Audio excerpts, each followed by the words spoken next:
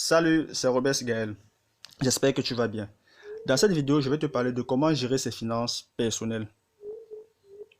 Il est important de gagner de l'argent, mais il est aussi super important de savoir le gérer. Je vais donc te donner 3 astuces pour mieux gérer tes finances. Tout d'abord, tu dois savoir repérer et analyser tes dépenses mensuelles. Il s'agit de faire un état de toutes les dépenses que tu engages tout au long d'un mois.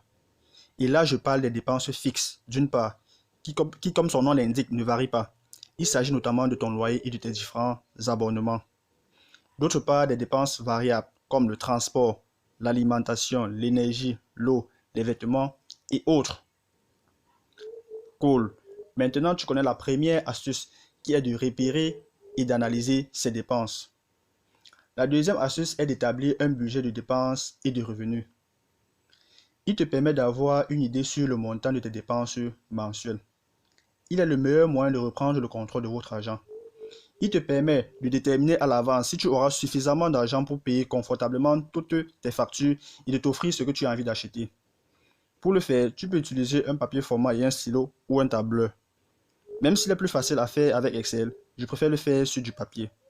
Bien, cela consiste d'une part à affecter à chaque poste de dépense une certaine valeur en tenant compte de votre niveau de vie. Voici un exemple. Au poste loyer, on affecte un montant. Au poste transport, on affecte un autre montant. À l'alimentation, un montant. À l'énergie, aux vêtements, abonnements. Et sans oublier le poste des imprévus. Tu fais la somme et tu obtiens le montant de tes dépenses mensuelles. Dans cet exemple, il est de 130 000. D'autre part, il te faut évaluer l'ensemble de tes revenus dans l'optique d'avoir une idée plus claire sur tes revenus mensuels. Dans l'exemple, nous avons une seule source de revenus, le salaire qui est de 150 000.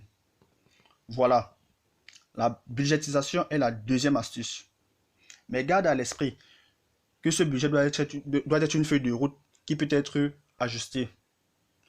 La troisième astuce est de se constituer une épargne. Et pour qu'elle existe, les dépenses doivent être inférieures aux revenus. Dans l'exemple, l'épargne existe car la dépense est inférieure aux revenus. Il est donc primordial de mettre de côté au moins 10% de tes revenus chaque mois.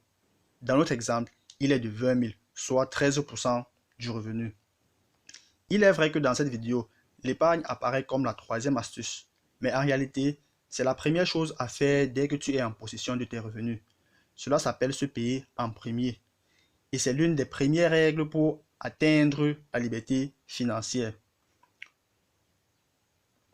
En résumé, pour bien gérer ses finances personnelles, il faut savoir repérer et analyser ses dépenses, établir un budget et savoir se constituer une épargne. Si tu veux que je te fasse une vidéo sur comment faire un budget avec Excel ou comment faire pour bien épargner, mets-le en commentaire. La vidéo t'a plu? N'oublie pas de me donner un pouce bleu, de partager, de t'abonner et de cliquer sur la cloche de notification pour être avisé des prochaines vidéos. À bientôt!